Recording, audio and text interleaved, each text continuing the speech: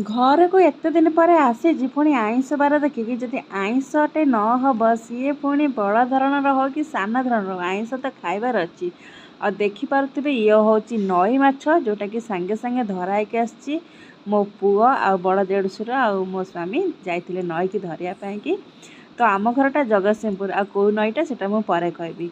आम नई ना हूँ बिलुआखाई नई ना केते जण शुणी केते जण शुणी भी नथिबे। तो बिलुआखाई नई रे सब माछ आमर पड़ी राति अधरे देखुए केते सुंदर सुंदर माछ प्रायतः से माने संध्या 6:30 बेलू जाइए आ घंटे भितर एमती गोटे केजीर माछ धरिकी आनी। तो ता भितर मु प्रिपरेसन कर बिरियानी जोटा थिला मटन आ मटन नहीं कुरांग आ नड़िया गुड़ी पाखापाखी। तो भुवनेश्वर जगतसिंहपुर आसवा बाटर मोर रसुलगड़ अड़सपुर पछक पड़े जोटा कि कुरांग आउ नड़िया गुड़ी बाटर जानी को मैंने जो मैंने जीवासा करेंगे जे सेठी केमती फ्रेश मटन आ भल मटन मिले। तो मु मटन नहीं आसती आ बना होता से दिन घरे मटन बिरियानी। तो बिरियानी देखुए केते सुंदर है बड़ बड़ चाउल आउ मटन। तो मुझे समस्त सामान भाव बांटी देवी कहीं राति पाइले तो जेहेतु गुरुवार कई आमती खाइबा लोक तो कहीं ना जदि बड़े छुआ खाइबे ना नहीं। तो मुझे समस्त सफिसीयंट बाढ़ी दूची आ मो सान दियर आसपाई आग बाढ़ी दूची कहीं से खाइले सका ड्यूटी जीवे।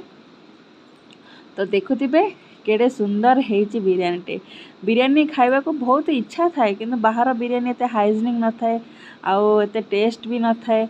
आउ टेस्ट जदि भी थाए तो सेटा कोमिति कौन होता है घरे निजे बनईकी आ परिवार सहित खाइबार जो मजा सेटा को रेस्टोरेंट बस खाइबा संगे कोमिति भी समान न थाए।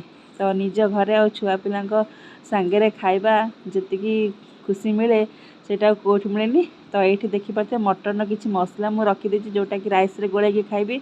मत एमती मटन कषा आउ आलू पीस बहुत भल लगे।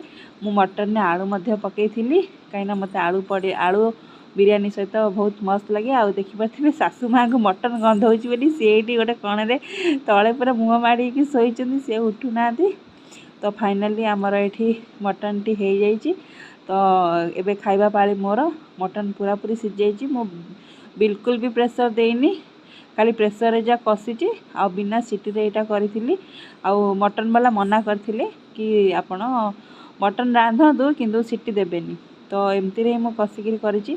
तो मटन कषा आउ बिरियानी आ जेहेतु मो घर सान बो समस्ते खाई सारे तो मटन बिरियानी रे मोर मटन 2 पीस ही बड़ी सेमती नाला कि बाकी मटन कषा था मुझे खाईदेली।